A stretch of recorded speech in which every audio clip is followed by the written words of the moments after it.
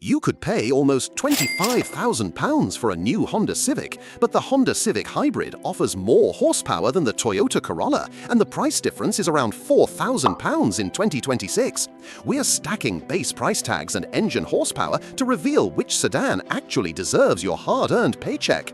By the end of this video, you'll know exactly whether the 2026 Toyota Corolla or the Honda Civic is the genuine king of the daily commute. Let's talk money first, because this is where the gloves off. The 2026 Toyota Corolla LE starts at $23,125. On the other side of the lot, the base 2026 Honda Civic LX will run you $24,695. Both of those numbers are the MSRP. This represents the manufacturer's suggested retail price, acting as the sticker price before taxes and destination fees. $1,295 for Toyota, $1,195 for Honda. Think of it like the price on a restaurant menu before you add the tip and tax. Right out of the gate, choosing the Corolla saves you over $1,000. That is not just pocket change. That difference is a full down payment on your loan or goes a long way towards covering other initial costs. The Toyota is the immediate winner for pure affordability, but you have to ask yourself what exactly you are sacrificing to keep that cash. You might assume the sportier-looking Civic has the stronger engine, but the numbers tell a very surprising story. Both of these base models use a 2.0 inline four-cylinder engine. That is a compact engine design where four power-producing cylinders are lined up in a row.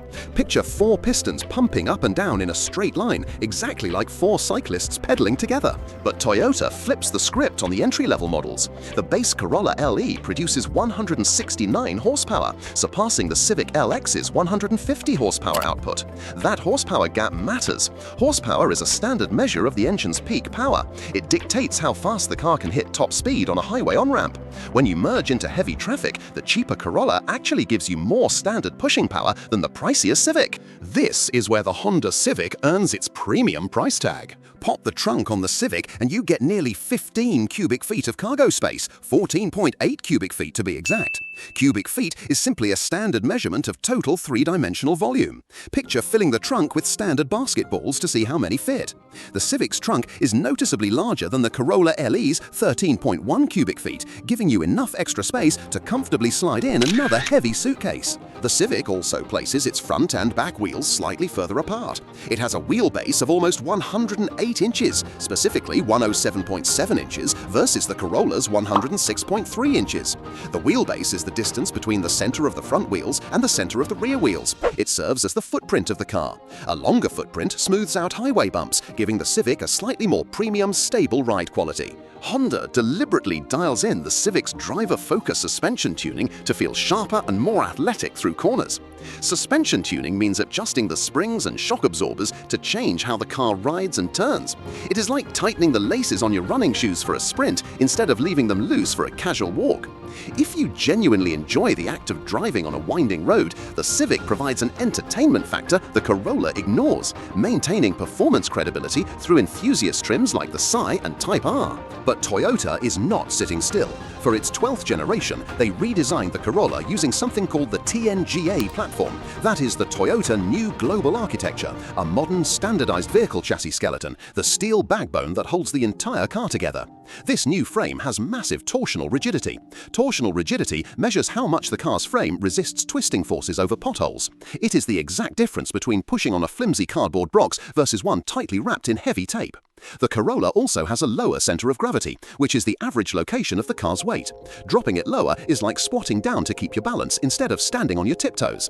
These invisible upgrades are why the modern Corolla actually feels confident and glued to the highway. Step into the back seat though, and the Civic pulls ahead again. Let's look at the numbers. As the experts at Burleson Honda put it, the Civic offers 37.4 inches of rear legroom compared to the Corolla's tight 34.8 inches.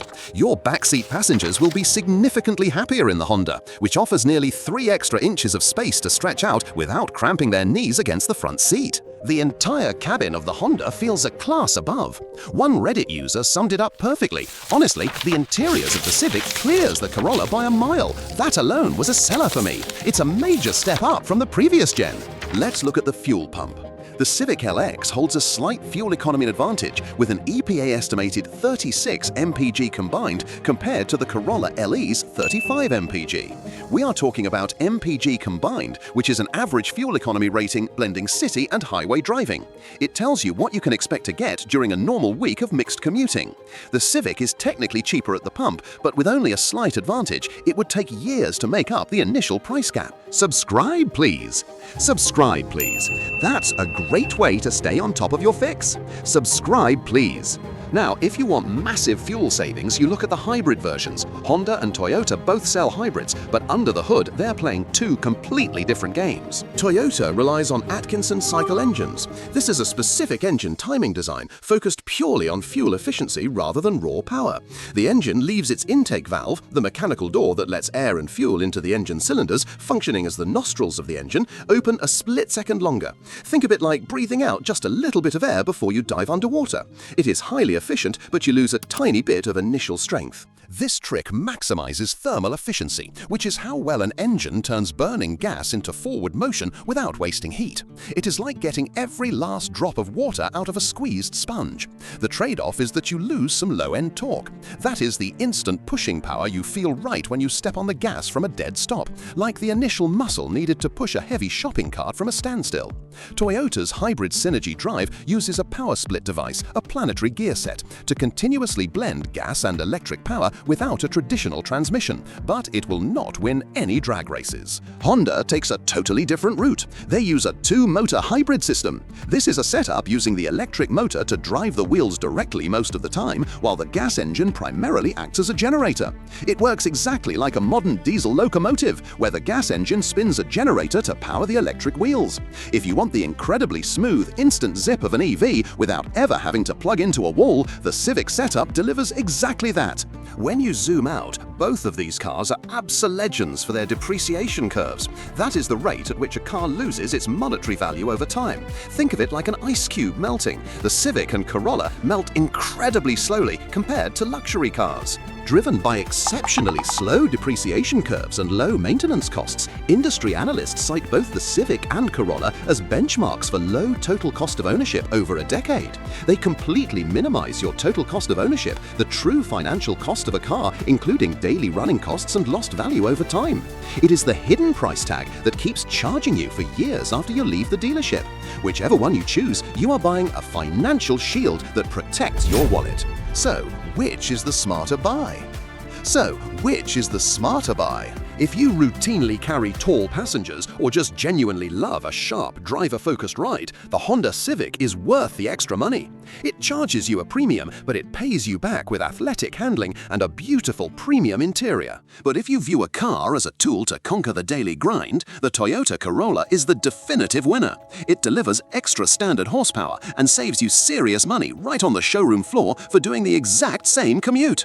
Here is the wild part. Introduced in 1966, the Corolla isn't just a popular car today, it built a legacy over decades, officially surpassing the Volkswagen Beetle in 1997 to become the best-selling automotive nameplate in history. Need something a little bigger than a compact sedan? Check out our breakdown of the Toyota RAV4 versus the Honda CR-V right here.